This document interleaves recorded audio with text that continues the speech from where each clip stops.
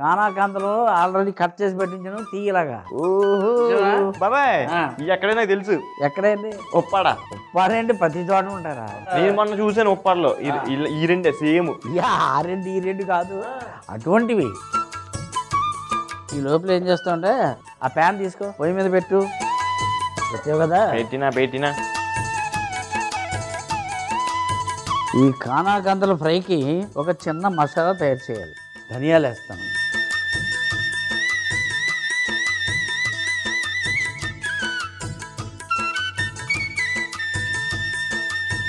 ఎండుమిరపకాయలు వేస్తాను,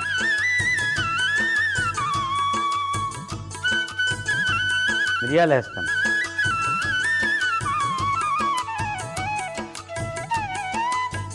జీలకర్ర కూడా వేస్తాను, కరివేపాకు వేస్తాను.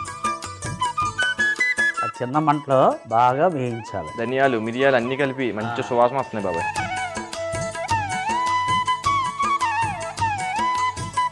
ఆ కరివేపాకు చూసావా, అలా పచ్చగా ఉండకుండా కొంచెం ఎండిపోవాలి.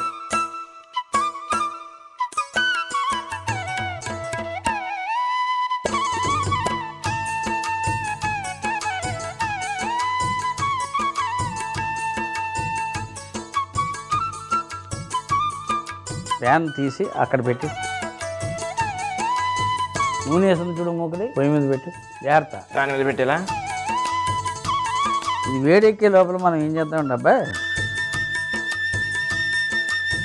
పసుపు, అల్లం వెల్లుల్లి పేస్టు, కొంచెం ఉప్పే,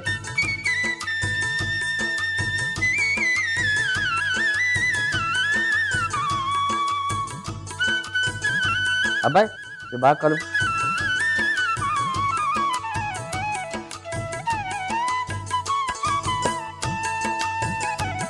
ఈ ఒక్కొక్క చేపకి ఇగో ఘాట్లు పెట్టి ఇచ్చాను కదా, ఈ ఘాట్లలో నింపేయండి.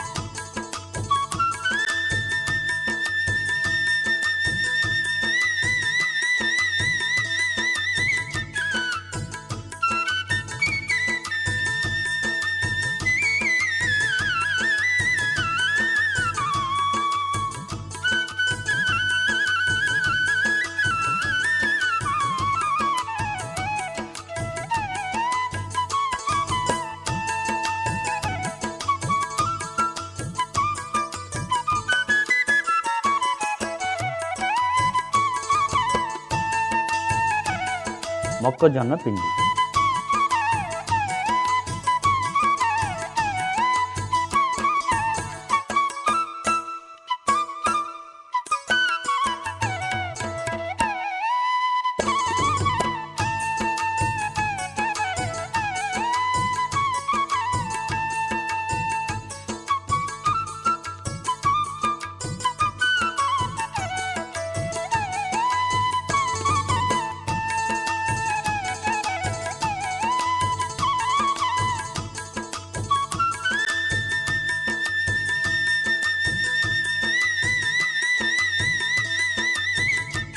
ఆ ప్యాన్లో ఉన్న మసాలా పొడి చేసి తీసుకురా. దాన్ని ఇది తీసే కిలో పాలించు. అదే ఎన్ని పనులు చేసినా కూడా ఆ రూట్లోనే ఉన్నారా. ఎక్కడి దాకా వచ్చింది? ఎక్కడి దాకానంటే ఇక్కడ దాకే వచ్చింది.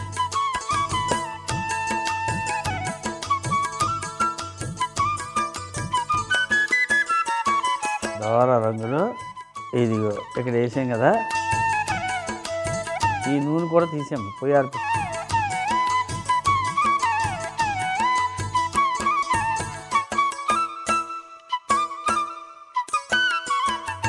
ఇదిగో నిమ్మరసం ఉంది కదా, ఇప్పుడు ఈ వేగినట్ల మీద నిమ్మరసం ఎంత ఉంటుంది.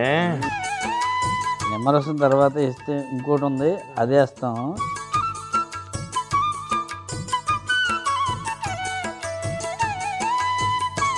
అబ్బాయి బాబాయ్ ఆహా,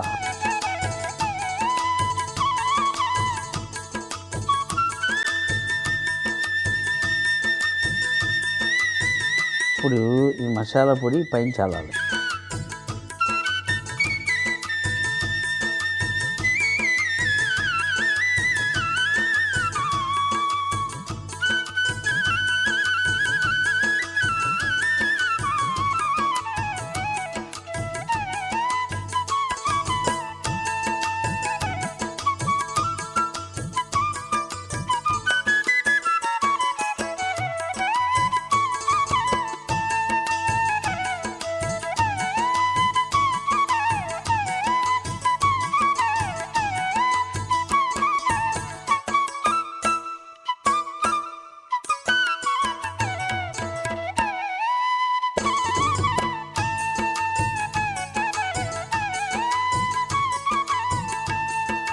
మలబారు కానాకాంతల ఫ్రై రెడీ.